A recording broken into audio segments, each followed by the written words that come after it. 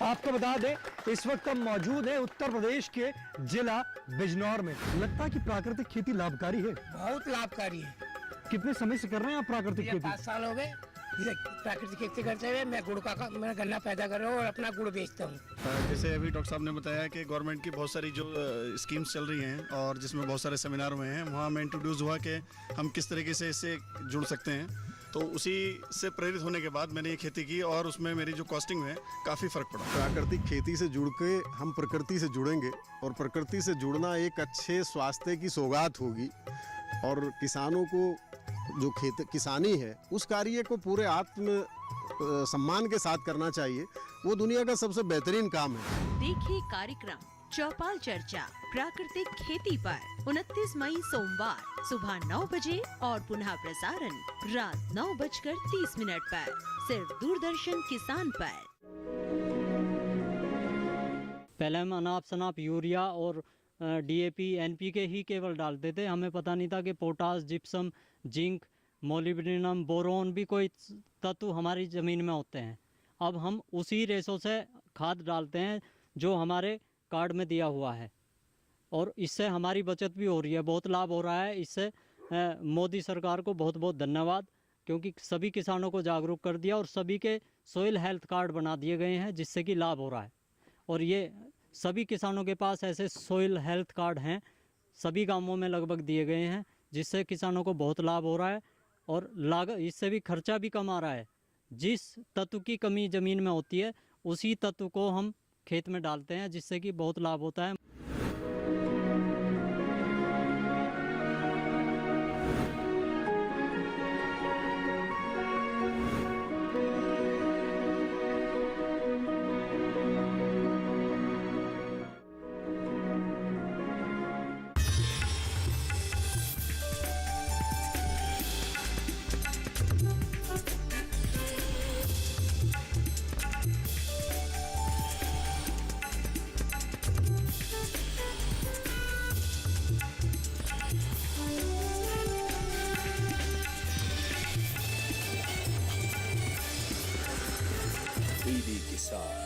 बदलते भारत की शान।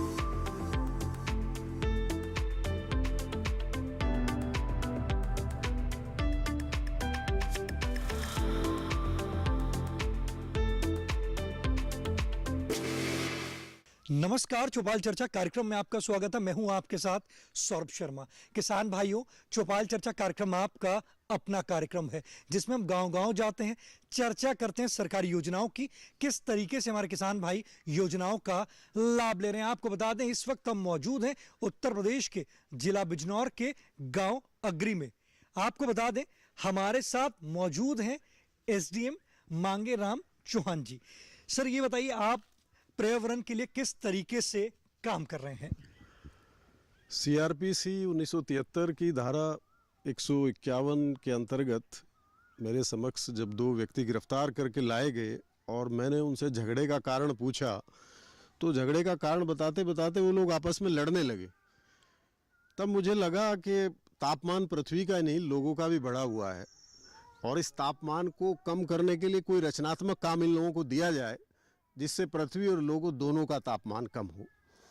तो वहीं से शुरुआत हो गई हरित बंध पत्र की, जिसमें यह तय पाया गया जो गिरफ्तार अभियुक्त है वो 5 वृक्ष, उसके 2 जमानती आते हैं 1-1 वृक्ष अपने खर्चे पर लगाएंगे। वृक्ष फलदार छायादार उनको खुद चुनना होगा और वृक्ष लगाते हुए फ़ोटो न्यायालय के समक्ष दाखिल करेंगे। इस तरह से ये हरित बंध पत्र की शुरुआत हो गई और पिछले जनपद में लगभग 20,000 से अधिक पेड़ लोगों ने इस योजना के तहत लगा दिए। जब इसको और देखा गया तो पूरे उत्तर प्रदेश में अगर इस योजना के तहत पेड़ लगाए जाएं तो 78 लाख वृक्ष प्रति वर्ष ऐसे लोगों के हाथों से लगाए जा सकते हैं जिनका तापमान बढ़ा हुआ है। और चूंकि सीआरपीसी की कुछ धाराएं हैं, उन धाराओं में अगर इसको बाध्यकारी बना दिया जाए संशोधन करके, तो भारतवर्ष में सीआरपीसी लागू है तो वृक्षों की एक बहुत बड़ी संख्या पूरे भारत में, पूरे देश में लग सकती है, जिससे निश्चित रूप से लोगों का भी बढ़ा हुआ तापमान कम होगा और पृथ्वी का भी तापमान कम होगा। सर, हम बात करते हैं जैसे किसान प्राकृतिक खेती की, तो प्राकृतिक खेती के लिए भी आप किसानों को जागरूक कर रहे हैं? प्राकृतिक खेती के लिए जिला प्रशासन कृषि विभाग के माध्यम से लगातार सेमिनार गोष्ठियां आयोजित करता है।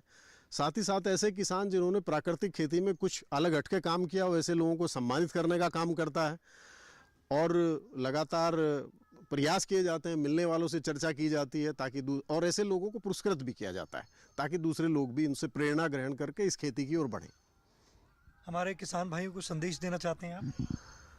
निश्चित रूप से प्राकृतिक खेती से जुड़ के हम प्रकृति से जुड़ेंगे और प्रकृति से जुड़ना एक अच्छे स्वास्थ्य की सौगात होगी और किसानों को जो किसानी है उस कार्य को पूरे आत्म सम्मान के साथ करना चाहिए। वो दुनिया का सबसे बेहतरीन काम है और किसान अपने विवादों से बचें, अपने कृषि कार्य में लगे तो निश्चित रूप से किसान के लिए बेहतर होगा, अपने देश के लिए बेहतर होगा। आइए सर, चलते हैं चौपाल में।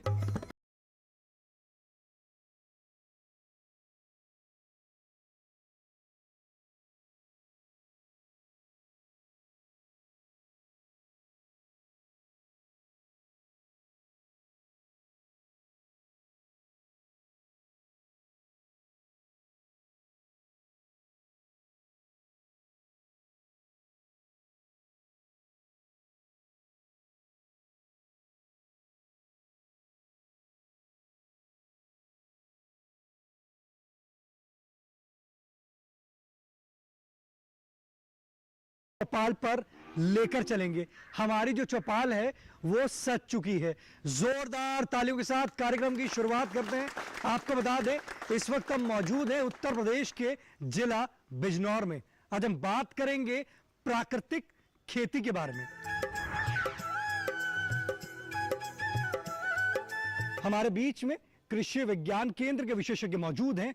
आइए जानते हैं। जी, आप बताएं, प्राकृतिक खेती क्या है? सन 60-70 के दशक में हमारे पास भोजन की कमी थी तो हमको ज़्यादा पैदावार लेना था। अच्छी किस्में आई, अच्छी प्रजातियां आई, उनको पैदा करने के लिए तरह तरह के रसायनों का प्रयोग करते चला गया। लेकिन हुआ इसका रिजल्ट क्या हुआ कि जहां हमको समानुपातिक प्रयोग करना था, अब क्या करते हैं उसका हम अंधाधुंध प्रयोग करने लगे, जिससे क्या हुआ कि हमारे 3 नुकसान हुए। एक तो ज़मीन का नुकसान हुआ, दूसरा पर्यावरण का नुकसान हुआ, तीसरा मानव सेहत का नुकसान हुआ। और खेती में दिन प्रतिदिन लागत बढ़ती चली जा रही है। हमारी जो आधुनिक खेती की परंपरा है रासायनिक खेती की, तो इसके लिए हमारे यहाँ अब एक प्राकृतिक खेती का प्रचलन धीरे धीरे लाया जा रहा है। धीरे धीरे हमारी भारत सरकार ने भी इस पे जोर देना शुरू किया कि हमारे किसानों को प्राकृतिक खेती पर आना चाहिए। प्राकृतिक खेती के अगर उद्देश्य की हम बात करें तो पहला उद्देश्य यही है कि प्राकृतिक खेती से हम अपने मिट्टी के स्वास्थ्य को सुधारेंगे, दूसरा पर्यावरण को सुधारेंगे और तीसरा हम मानव अपना सेहत सुधारेंगे और अपनी जेब सुधारेंगे। जेब सुधारने का मतलब जो हमारे किसान भाई हैं जो खेती बाड़ी करते हैं, प्राकृतिक खेती में अगर प्राकृतिक खेती करना शुरू कर देंगे तो उनकी जो लागत लगती है, जो जेब से पैसा लगता है रासायनिक खेती में, वो बंद हो जाएगा। क्यों? इसके पीछे कारण क्या है कि प्राकृतिक खेती में जो भी इनपुट्स खेती के लगते हैं, चाहे वो अगर उनको खाद की बात की जाए, ये हमारी देसी भाषा में किसान अगर कहते हैं डाया लगाना, डीएपी को डाया बोलते हैं, तो डीएपी या डाया कैसे प्राकृतिक रूप से तैयार करना है, अपने आसपास, अपने घर के खेत के आसपास जो भी संसाधन उससे ही तैयार करना है। इसके साथ साथ अगर रासायनिक कीड़े या बीमारी रोकने के लिए जो दवाओं का प्रयोग किया जाता है, जो रासायनिक नहीं करने के लिए अपने आसपास के ही जो तरीके, जो संसाधन उपलब्ध है उससे भी तैयार करना है। जैसे हमारे मोदी जी, प्रधानमंत्री जी कहते हैं कि हमारे किसानों की आमदनी को बढ़ाना है, तो बढ़ाने का सबसे अच्छा तरीका ये है कि लागत को कम कर दिया जाए। और प्राकृतिक खेती का वही तरीका है कि अगर किसान प्राकृतिक खेती पे आ गया तो उसकी लागत, लोग कहते हैं जीरो, हम जीरो की बात नहीं करते। क्यों? क्योंकि अगर किसान की मेहनत भी लग रही है तो जीरो नहीं है उसमें, उसके आसपास कुछ संसाधन हैं, कुछ संसाधन थोड़ा बहुत बाहर से लेना पड़ेगा। तो लेकिन प्राकृतिक खेती किसानों के लिए बहुत ही मुफीद और फायदेमंद है। देखिए कितनी अच्छी जानकारी दी, आपको बताया प्राकृतिक खेती के बारे में। हमारे बीच में किसान भाई मौजूद हैं, आइए जानते हैं। जी आप बताएं, प्राकृतिक खेती की आज चर्चा कर रहे हैं, प्राकृतिक खेती करते हैं आप? मेरा नाम कीर्ति वर्मा है। प्राकृतिक कृषि की तरफ मैं जाना चाहता हूं उस मोड में। फिलहाल तो मैं नहीं कर रहा हूं, लेकिन अपने आप में ये बहुत अच्छा कंटेंट है कि हमें उस दिशा में जाना चाहिए। अब आप प्राकृतिक खेती करेंगे? बिल्कुल करेंगे, क्योंकि प्रतिबद्धता के हिसाब से मैं अपने आप को भी ये कहना चाहूँगा कि मैं इस तरफ से जाना चाह रहा हूँ। और मैं ब्रह्मपाल जी से बहुत प्रेरित हूँ और इनके समय समय पर यहाँ मैं समय देता रहता हूँ, और ये एक आंदोलन के रूप में इसे इन्होंने चलाया है, इसके लिए धन्यवाद। देखिए हमारे किसान भाई कह रहे हैं कि वो भी अब प्राकृतिक खेती करेंगे। जी आप बताएं, प्राकृतिक खेती करते हैं आप? हाँ जी, मैं प्राकृतिक खेती करता हूँ, गौ आधारित, कि मतलब गाय के पेशाब से जीवामृत बना के और उन्हीं से जो ब्रह्मास्त्र है या अग्निअस्त्र है वे बना के लगाता हूँ। लगता है कि प्राकृतिक खेती लाभकारी है? बहुत लाभकारी है। कितने समय से कर रहे हैं आप प्राकृतिक ये खेती? 5 साल हो गए इधर प्राकृतिक खेती करते हुए। मैं गुड़ का मैं गन्ना पैदा कर रहा हूँ और अपना गुड़ बेचता हूँ। देखिए हमारे किसान भाई कह रहे हैं कि प्राकृतिक खेती से वो लाभ ले रहे हैं। हमारे बीच में एसडीएम साहब मौजूद हैं, आइए जानते हैं। सर ये बताइए कि अगर हमें पर्यावरण को बचाना है तो उसके लिए किसान भाइयों को क्या करना होगा? देखिए, जैसे हमारे कृषि वैज्ञानिक साथी ने बताया कि गैर प्राकृतिक खेती होने से पर्यावरण का बहुत नुकसान हुआ, और पर्यावरण का नुकसान अंततः हमारा शारीरिक नुकसान है। पर्यावरण अगर बेहतर होगा, प्राकृतिक खेती होगी, रसायनों का प्रयोग कम होगा तो पर्यावरण बेहतर होगा। पर्यावरण बेहतर होगा तो हमारी स्वास्थ्य संबंधी समस्याएं कम होंगी। लेकिन चूंकि हम बहुत भारी नुकसान कर चुके हैं इस मामले में, खेती करने के साथ साथ हमें वृक्षारोपण भी इस पे करना होगा। चूंकि वृक्ष एक ऐसा अल्टीमेट हथियार मुझे लगता है पर्यावरण को सुधारने का, कि वृक्ष जो ऑक्सीजन निकालता है उससे हमारी सांसें चलती हैं। वृक्ष कार्बन डाइऑक्साइड को शोषित करके हमारे पर्यावरण को साफ करता है, और वृक्ष ही है जो बादलों को आकर्षित करके वर्षा लाता है, जिससे हमारी खेती उगती है। तो वृक्ष हमारे भोजन में भी साझेदार है, हमारी सांसों में भी साझेदार है। तो वृक्ष प्राकृतिक खेती के साथ साथ वृक्षारोपण भी होता रहेगा, और साथ ही साथ वृक्ष जो है उसका व्यावसायिक प्रयोग भी किसान कर सकता है उसके पूर्ण होने पर। तो वृक्ष के हमें चारों तरफ फायदे हैं, और पर्यावरण को जल्दी से सुधारने का तरीका प्राकृतिक खेती और वृक्ष ही है। देखिए कितनी अच्छी जानकारी दी। कार्यक्रम चौपाल चर्चा में वक्त हो चुका है एक छोटे से ब्रेक का। ब्रेक के बाद जानेंगे प्राकृतिक खेती से और भी लाभ।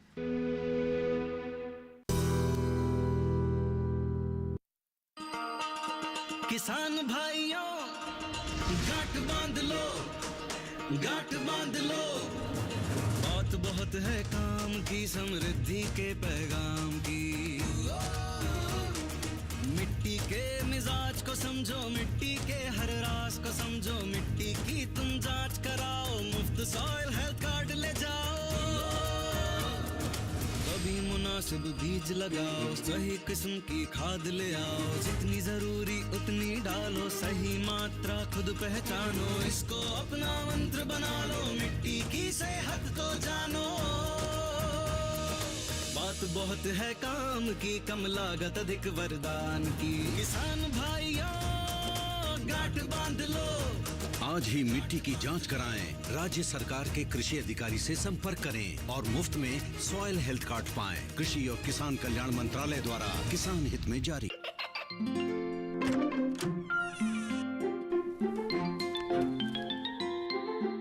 ये क्या हो रहा है? काशवी, इतने कम मार्क्स? काशू बेटा पढ़ा करो, पढ़ोगी नहीं तो आगे कैसे बढ़ोगी? मम्मा मैं भी तो आपसे यही कहना चाहती हूँ, पढ़ा करो। आप पढ़ोगे नहीं तो आगे कैसे बढ़ोगे? मतलब? वो देखो, सिर्फ बैक पर छपा ऑर्गेनिक नहीं, ऑर्गेनिक का निशान पहचानिए। पीजीएस ऑर्गेनिक का ये लोगो उन किसानों की पहचान है जो आज भी परंपरागत विधि से रसायन मुक्त खेती कर आपके लिए शुद्ध फसल उपजा रहे हैं।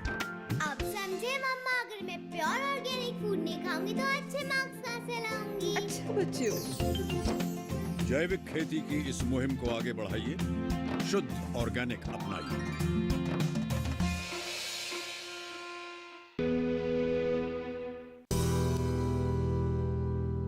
ब्रेक के बाद आपका स्वागत है गांव अगरी की चौपाल चर्चा से। आपको बता दें, आज हम बात कर रहे हैं प्राकृतिक खेती के बारे में। हमारे बीच में कृषि विभाग के अधिकारी मौजूद हैं, आइए जानते हैं। जी आप बताएं, प्राकृतिक खेती क्या है? कृषि विभाग समय समय पर विभिन्न प्रकार की योजनाएं किसानों के लिए लाते हैं और उन्हें समझाते हैं, उनको बताते हैं।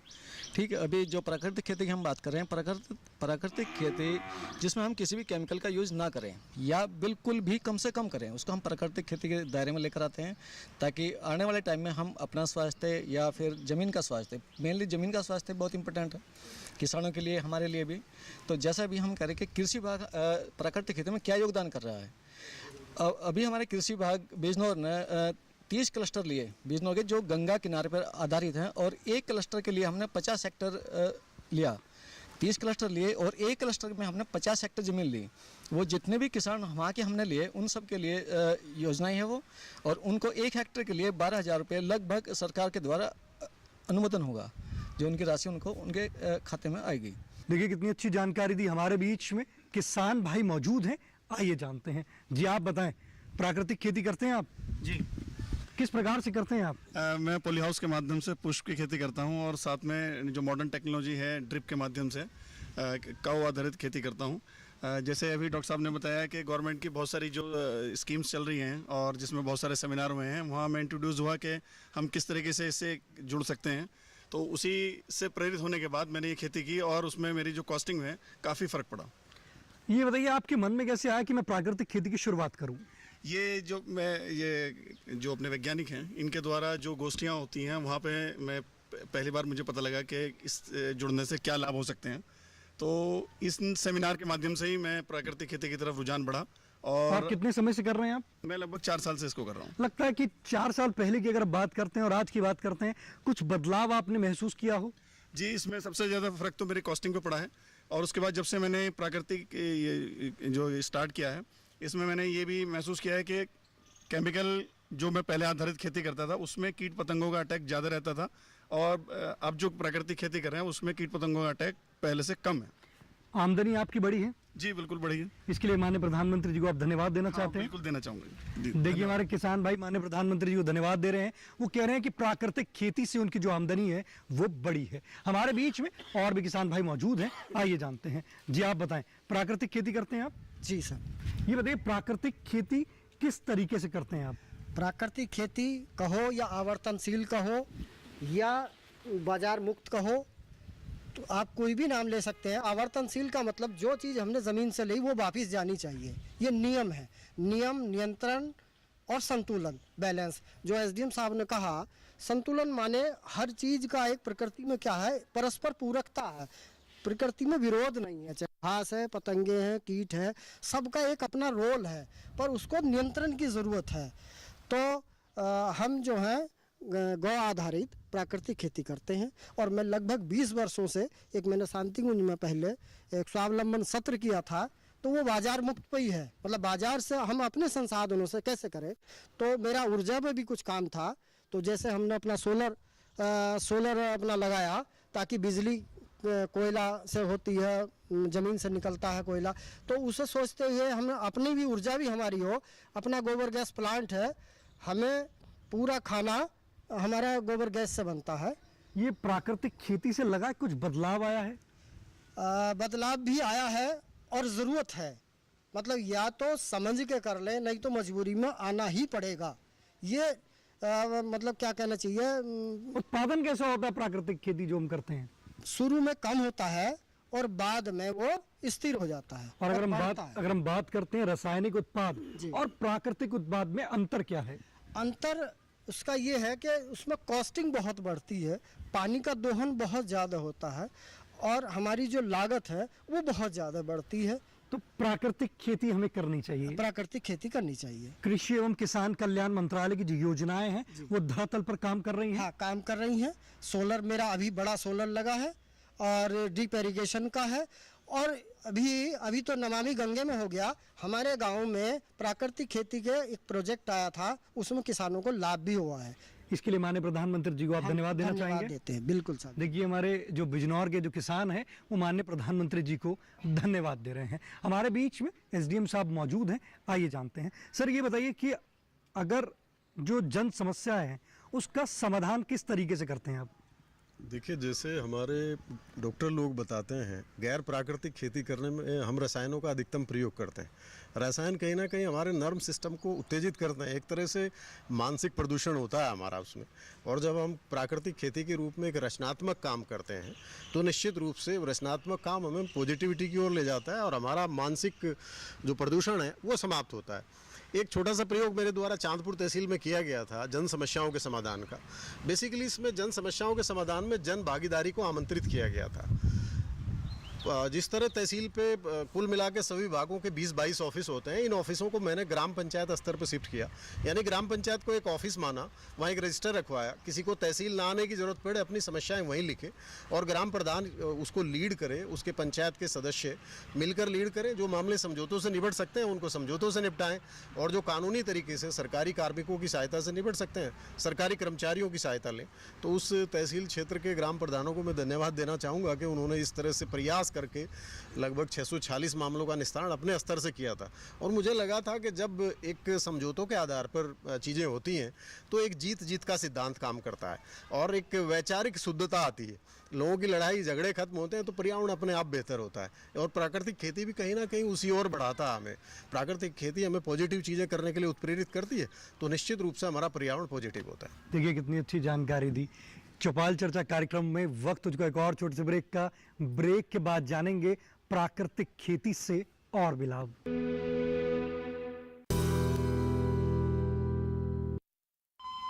अरे सुन तो। मुझे क्या सुनाना चाहते हो? जो सुनाओ मेरी सौतन को। किसको? अरे वही तुम्हारा मोबाइल फोन जिससे सुबह शाम दिन रात चिपके रहते थे और कहते थे किसान कॉल सेंटर से बातें हो रही हैं। अच्छा ये बात है। हाँ क्यों, क्या हुआ? अब बात नहीं होती क्या? अब तो झट से बात हो जाती है। ऐसा क्या? हाँ, अब तो ज्यादा लाइनें और खास तकनीक के कारण खेती के माहिरों से तुरंत बात हो जाती है। और अगर कभी लाइन व्यस्त हो तो अपनी समस्या फोन पर रिकॉर्ड करा दो, वहाँ से फोन आ जाता है और समस्या की हल का मैसेज भी आ जाता है। ये देखो आ गया। अरे वाह, इसका मतलब इंतजार की घड़ी अब खत्म। हाँ। तभी मैं सोचूं कि आजकल मुझ पर इतना प्यार क्यों आ रहा है। कृषि संबंधी समस्याओं का अपनी भाषा में तुरंत हल पाने के लिए पूरे भारत में किसी भी फोन से हेल्पलाइन नंबर पर संपर्क करें। किसानों का दोस्त किसान कॉल सेंटर।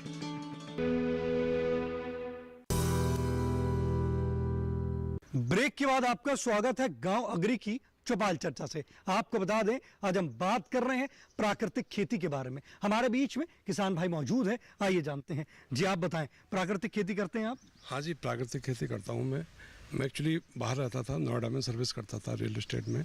वहाँ से आने के बाद जो मैंने खेती में थोड़ा बदलाव लाने के लिए कुछ किया तो प्राकृतिक के ऊपर काम किया।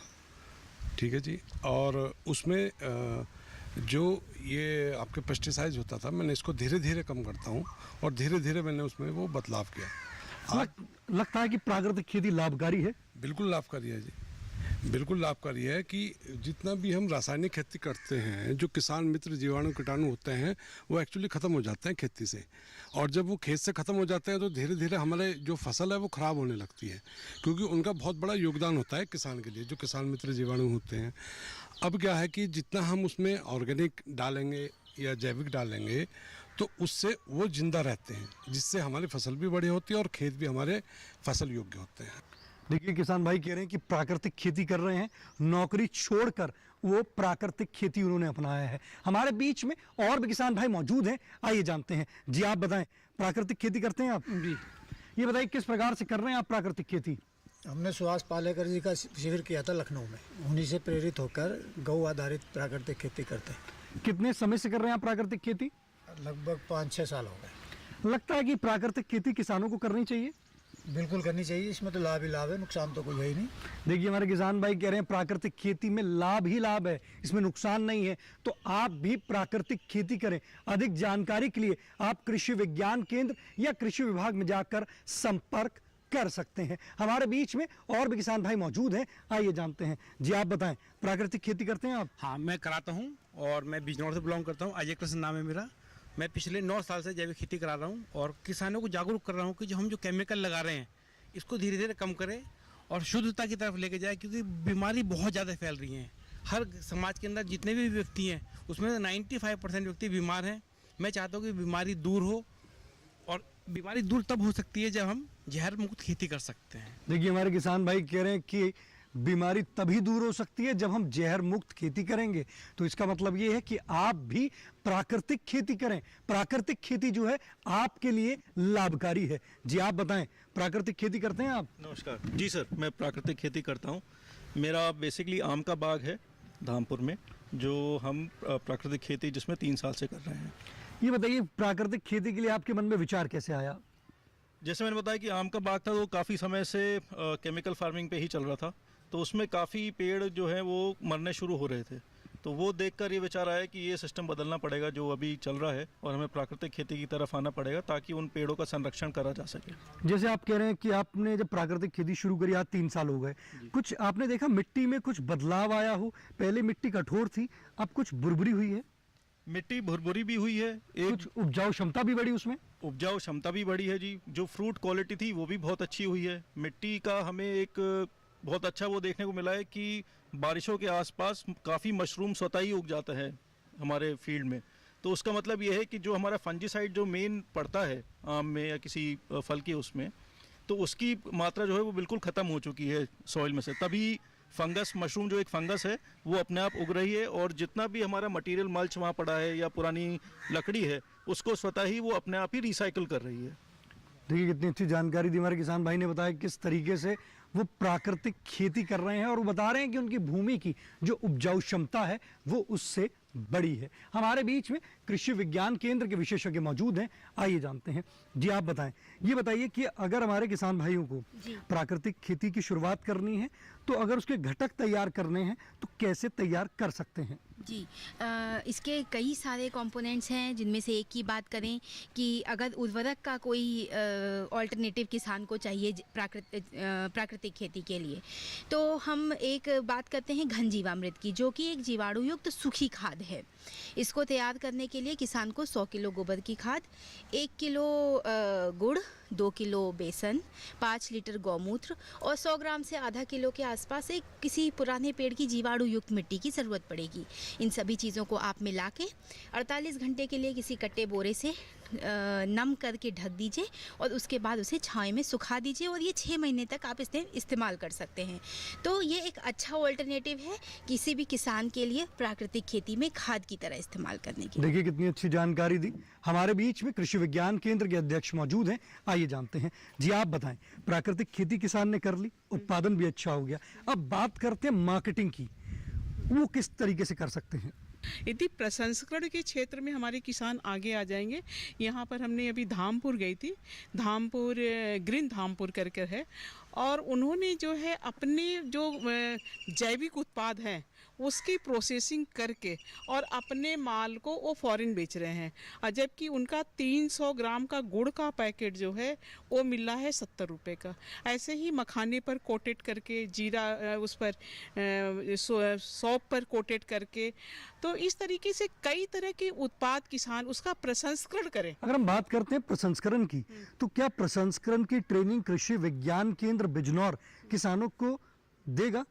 कृषि विज्ञान केंद्र प्रसंस्करण के बारे में मशीनों के, बड़ी बड़ी मशीनें तो नहीं चलाने बताया जा सकता है, मगर उनका एड्रेस और जो मशीन किसान के यहाँ लगाएंगे वो चलाकर भी दिखाते हैं और बताते भी हैं कि आप ये यूनिट लगा लीजिए, आपका 1 लाख का है, इसमें पास्ता भी बना सकते हैं, नूडल्स भी बना सकते हैं और चाउमीन भी बना सकते हैं। इस तरह की कई तरह के उत्पाद है कि जो कि वो किसान अपना बनाकर यदि मार्केट में उतारेंगे और उसका अपनी जो जैविक खेती कर रहे हैं उस उत्पाद का अपना कोई ब्रांड दे देंगे, तो उनके आय में बड़ा अच्छा होगा। जो मार्केट में इनके चावल ही पैदा कर रहे हैं या गेहूं पैदा कर रहे हैं या बाजरा कर रहे हैं, मक्का कर रहे हैं, इनकी बाजार कीमत से 4 गुना यदि प्रोसेसिंग करके बेचते हैं तो 4 गुना इनके आय में मुनाफा होगा। देखिए कितनी अच्छी जानकारी दी। अगर आप भी प्रसंस्करण करेंगे तो इससे आपकी जो आय है वो वृद्धि होगी, आपकी आमदनी बढ़ेगी और आप इससे लाभ की प्राप्ति करेंगे। हमारे बीच में एसडीएम साहब मौजूद हैं, आइए जानते हैं।